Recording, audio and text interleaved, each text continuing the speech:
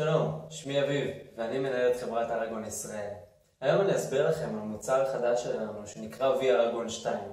המוצר הזה מתעסק בתחום המציאות המדומה, או בשמו הלועזי, Virtual Reality. מיד מתחילים.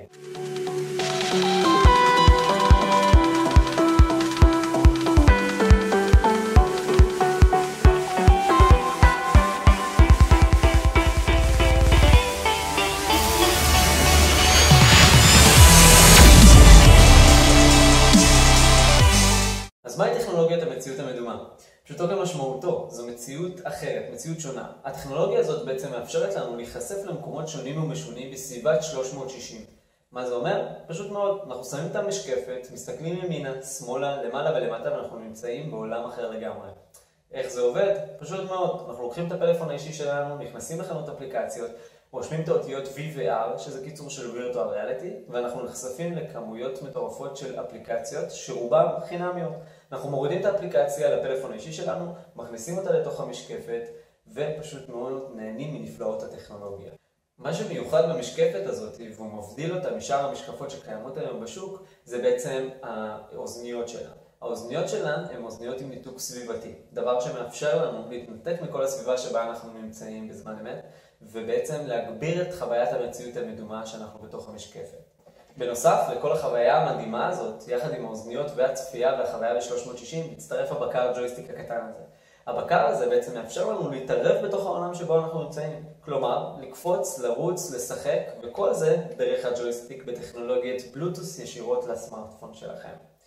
אז איך זה עובד ואיך זה ייראה מבעד לעיניים שלי? אני יכול לנסות להמחיש לכם. בואו נצא לסיבוב.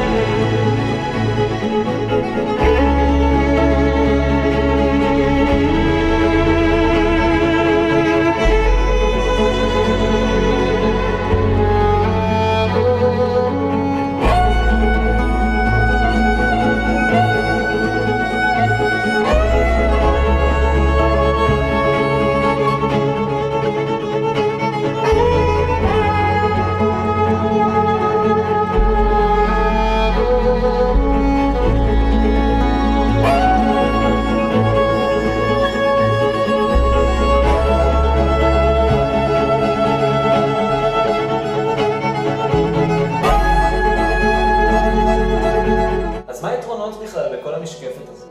זה זול, מכיוון שכל הטכנולוגיה המתוחכמת נמצאת כבר בסמארטפון שלנו. העלות של משקפת כזאת, עם הערכה המלאה, היא בסך הכל 420 ש"ח. זה נייד, קל ופשוט לתפעול.